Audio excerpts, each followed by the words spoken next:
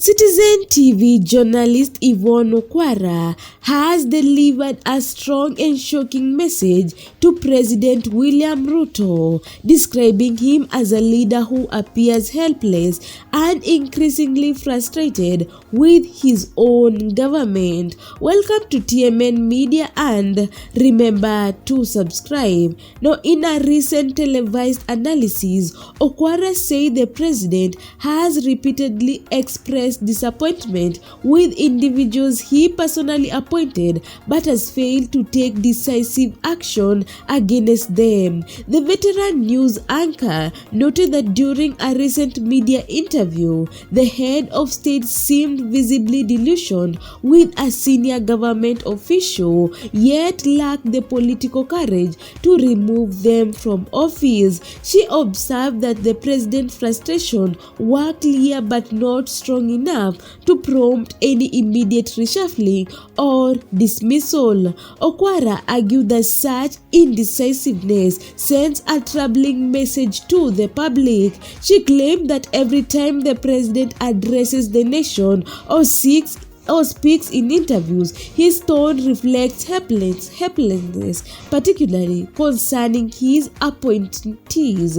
This, she said, paints a picture of a leader unable or unwilling to assert full control over his administration. The journalist went on to highlight how President Ruto's public statements have increasingly carried undertones of dissatisfaction with his inner circle. According to her, the president appears to be battling discontent with his team but has yet to demonstrate the resolve necessary to address it through action. She described his demeanor as that of a leader burdened by poor choices, frustrated with outcomes but restrained by political calculation or personal loyalties. Okwara's remarks come in a wake of President Ruto's recent interview with regional media stations from Mount Kenya, where he defended his handling of political tensions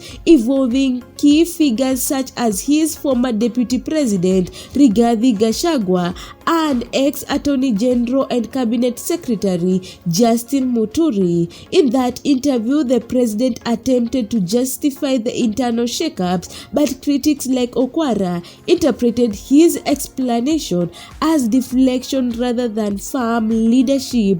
The critique has sparked debate among political observers, with many echoing concern that the president's public image has shifted from that of a bold reformist to a leader appearing bogged down by the very system he promised to fix. Political analysts argue that failing to act or on internal dissent or incompetence within the government can awaken public trust and embolden rival factions within the administration. President Ruto, who rose to power on a platform of economic transformation and a bottom-up governance model, has recently faced mounting criticism over his leadership style and apparent contradiction in policy execution. His reluctance to act decisively against underperforming officials has further fueled question about whether he is willing to confront the realities within his cabinet or if political alliances could continue to tie his hands. Yvonne Okwara's statement reflects a broader public sentiment that expect more assertiveness from the president. With economic challenges and political tensions rising, many Kenyans are looking for strong, confident leadership capable of making difficult decisions. Okwara's bold commentary has amplified these calls, arguing the head of state to stop merely expressing frustration and start taking visible corrective actions. In a political environment where perception is crucial, the president's repeated expression of disappointment without accompanying discussions risk portraying him as a reactive rather than proactive leader. If the public begins to view him as a powerless over his own administration, it could have far-fetching implications for his ability to govern effective and maintain political authority. Okwara's remarks underscore a growing expectation among citizens and commentators alike that leadership is not just about identifying problems but rather about fixing them with conviction. Guys, if you like this video, make sure to subscribe, like and comment down below.